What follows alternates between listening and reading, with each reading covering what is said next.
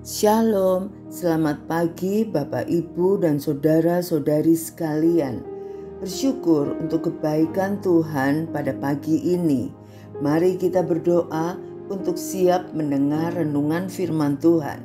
Selamat pagi Bapa yang baik. Kami bersyukur untuk penyertaan Tuhan sepanjang malam hingga pagi hari ini kami bangun dengan tubuh yang sehat. Kami siap menerima berkat yang baru pada pagi hari ini. Terima kasih Bapa untuk kemurahan-Mu. Beri kami terus belajar kebenaran firman-Mu, sehingga firman-Mu berakar di dalam hati dan pikiran kami, sehingga kami semakin mengenal Engkau. Firman-Mu adalah pedoman dalam hidup kami. Dalam nama Yesus kami berdoa. Amin. Tema kita pagi ini pengampunan yang tanpa batas. Diambil dari Matius 18 ayat 21 sampai 27.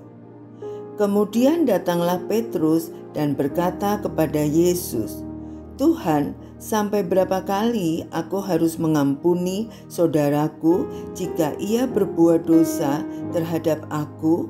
Sampai 7 kali?" Yesus berkata kepadanya, "Bukan, aku berkata kepadamu, bukan sampai 7 kali, melainkan sampai 70 kali 7 kali. Sebab hal kerajaan surga seumpama seorang raja yang hendak mengadakan perhitungan dengan hamba-hambanya. Setelah ia mulai mengadakan perhitungan itu, dihadapkanlah kepadanya seorang yang berhutang 10.000 talenta. Tetapi karena orang itu tidak mampu melunaskan hutangnya, raja itu memerintahkan supaya ia dijual beserta anak istrinya dan segala miliknya untuk membayar hutangnya. Maka sujudlah hamba itu menyembah dia. Katanya, 'Sabarlah dahulu, segala hutangku akan kulunaskan.' Lalu tergeraklah hati raja itu oleh belas kasihan akan hamba itu, sehingga ia membebaskannya dan menghapuskan hutangnya." Petrus berpikir ia sedang bersikap sangat murah hati dengan menawarkan untuk mengampuni saudaranya sebanyak 7 kali dalam satu hari.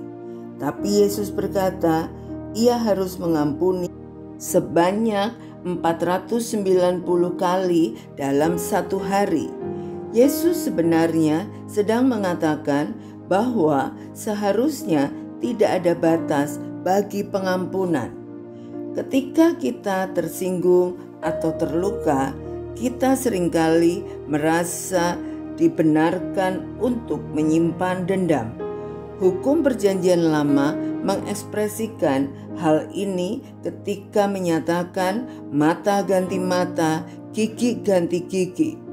Sampai kesalahan ini dibalas, orang-orang tidak merasa bebas untuk mengampuni.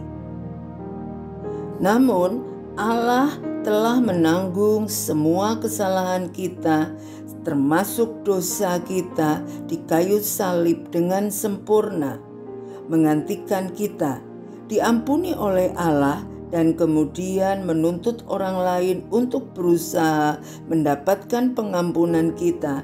Tidaklah seperti Kristus.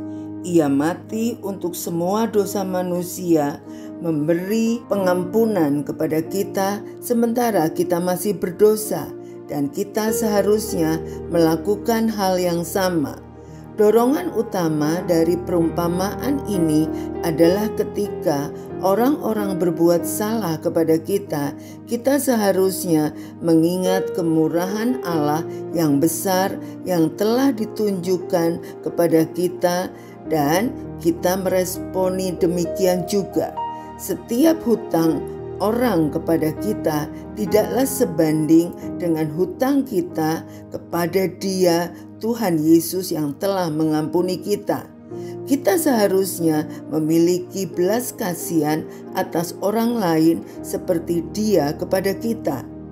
Anda telah diberikan pengampunan yang tidak terbatas dari Allah melalui pencurahan darah Yesus.